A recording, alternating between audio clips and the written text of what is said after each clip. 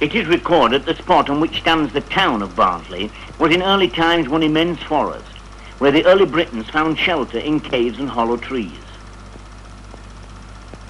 A far cry indeed from the 3-bedroom houses today provided by a council which started building homes in 1920 and which is now the biggest landlord in the town, drawing an average of 32 shillings a week from each of their 10,500 houses.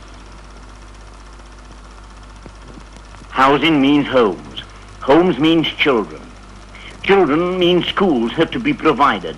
Schools such as these, which provide primary and secondary education for some 14,000 children between the ages of 5 and 16.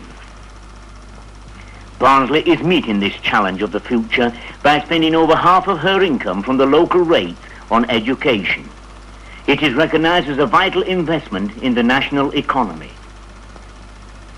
The College of Technology, with its 6,000 part-time and full-time students, was opened in 1932. The latest development was the opening of extensions which cost well over £500,000. In this march of progress, the needs of the community are well served and safeguarded by the town's own police force, whose members are here seen moving out of their old headquarters into premises more worthy of the important role they have to play in a modern society. The new police headquarter building is one of the key units in a bold imaginative programme which will provide a whole series of new public service buildings in a civic centre development project. It is from this ever-alert nerve centre that calls for assistance are answered.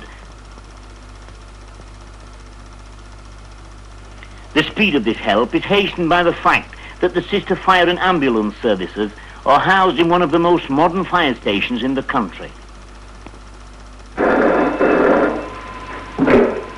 Barnsley Fire Brigade. Control calling. Warehouse fire, Summer Lane, Barnsley. Warehouse fire, Summer Lane, Barnsley. Warehouse fire, Summer Lane, Barnsley. Warehouse fire.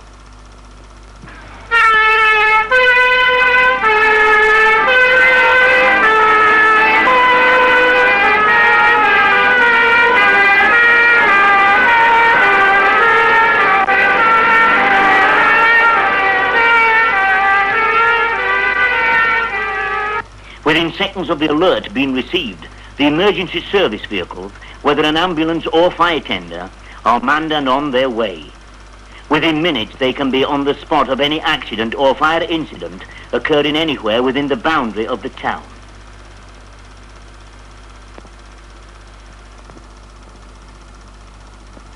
Completing the circle of community care is the town's hospital service, which ranges from this general hospital which bears the name of its founder to this modern haven for the aged sick, which has risen like the phoenix on the site of a much older hospital.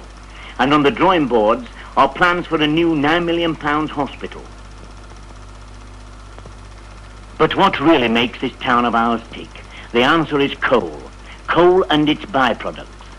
It is from the impurities left from coal after treating for coke, which mainly include coal tar, light oil and ammonia, are derived dyes, explosives, perfumes, antiseptic, plastic and man-made textiles. It is true that the changeover from a purely agricultural to an industrial community began with the manufacture of wire about the 16th century and was followed by the introduction of linen making in the middle of the 17th century. But there is little doubt that Barnsley owes special thanks for her prosperity in the 20th century to the presence of the rich coal-bearing seams beneath her boundaries. Before this date, it is feasible that our ancestors, while aware of the presence of the mineral, made no great effort to work it because they had a plentiful supply of wood near at hand, and which was easily obtained. Today, Barnsley is the centre of the Yorkshire coalfield, which has the biggest potential in the country, and which provides employment for nearly half of the male population in the locality.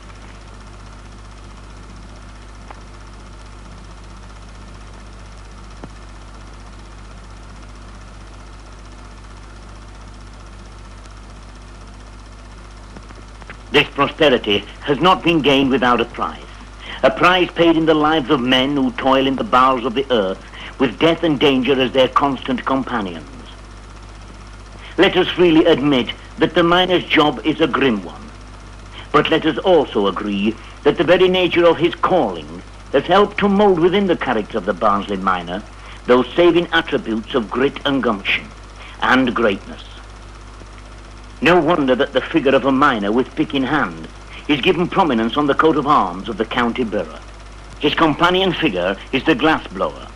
The place he has earned for his trade is second only in importance to the mining industry in Barnsley.